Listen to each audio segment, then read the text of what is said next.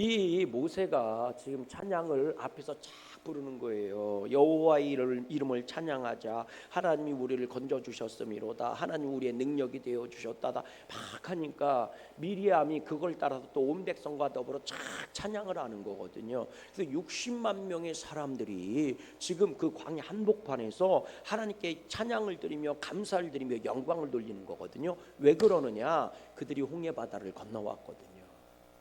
홍해 바다를 건너와서 하나님의 능력에 놀라는 거예요. 홍해 바다에 애굽의 군사들이 다 뭐예요? 죽어버린 거예요. 그러니까 얼마나 감사하고 찬양이 넘치는지 막 찬양하고, 막 누가 찬양하는지 말래도 막 찬양하고, 막 모세가 앞에서 부르니까 막 다 따라 부르면서 찬양하는 장면이거든요. 자, 그들이 왜 감사하는 거예요? 하나님께 감사하는 이유가 뭐예요? 홍해 바다 때문이에요. 홍해 바다 때문이라고. 그런데 여러분, 불과 어제까지만 해도요, 홍해 바다 때문에 불평 원망하고 모세를 향해 달려들던 사람이 이들입니다. 뭐라고까지 얘기했느냐? 그래, 우리가 죽을 때를 구할 수 없어서 광야로 끌고 나와서 죽게 하냐? 야, 여기서 죽느니 바로의 노예로 사는 게 훨씬 낫었겠다. 이런 얘기를 막 쏟아내고 있는 거예요. 왜? 홍해 바다 때문에. 여러분 생각해 보세요.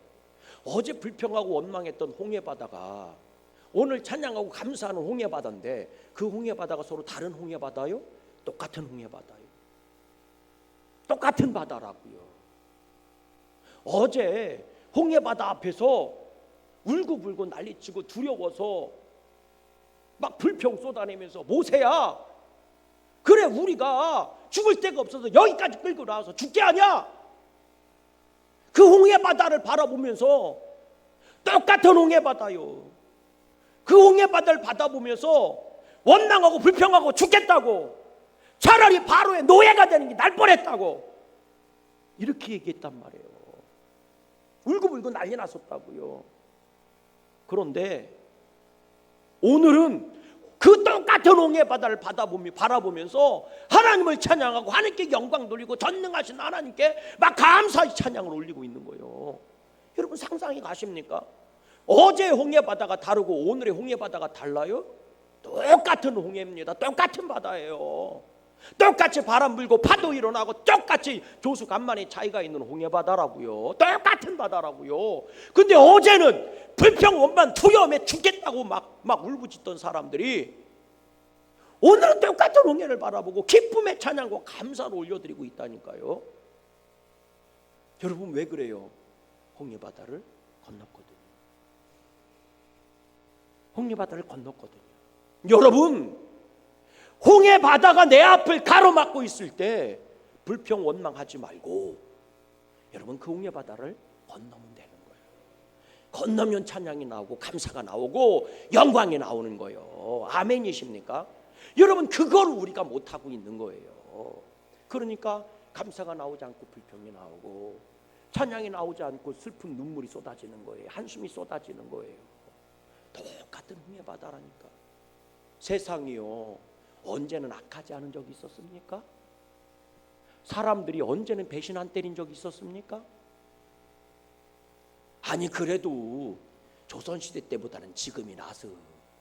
왜? 밥 굶어 죽는 사람은 없잖아. 얼어 죽는 사람은 없잖아요. 깨달아지시면 아멘.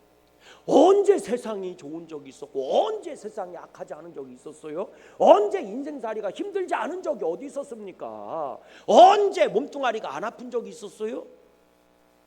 사람한테 상처 안 받은 적이 언제 있었습니까? 어릴 때는 부모한테 상처받고, 좀 크니까 형제한테 상처받고, 좀 크니까 여자친구한테 상처받고, 남자친구한테 상처받고, 좀 지금 결혼하니까 남편한테 상처받고, 아내한테 상처받고, 좀 그러니까 자식들한테 상처받고, 그래 예수님 믿었더니 성도들 때문에 상처받고. 아멘. 아무도 안 하는 거 봐. 아닌 것처럼 힘이 뚝 떼고. 언제 상처 안 받은 적 있었냐고요. 문제는 홍해 바다가 문제가 아니요. 홍해 바다를 건너가지 못하면 불평이고 원망이고 슬픔이고 눈물이요, 저주요. 그러나 홍해 바다를 건너가면 기쁨이고 감사하고 찬양이고 축복이라고요. 그러면 그들이 홍해 바다를 어떻게 건너간 거요? 성경은 말합니다. 하나님이 모세한테 말씀해 주세요. 야, 홍해 바다가 딱 가로막고 있어. 애굽의 군대가 쫓아올 거야. 근데 두려워하지 마라. 내가 저 홍해 바다를 갈라서 마른 땅을 걸어가듯이 건너가게 해줄게. 그리고 애굽의 군대는 홍해 바다의 몰살에서 다 죽을 거다. 아멘이십니까? 모세가 이 말씀을 붙잡고 뭐 한 거예요? 우리가 잘 아는 것처럼 그냥 여호와의 지팡이 들고 서 있었을 뿐이요.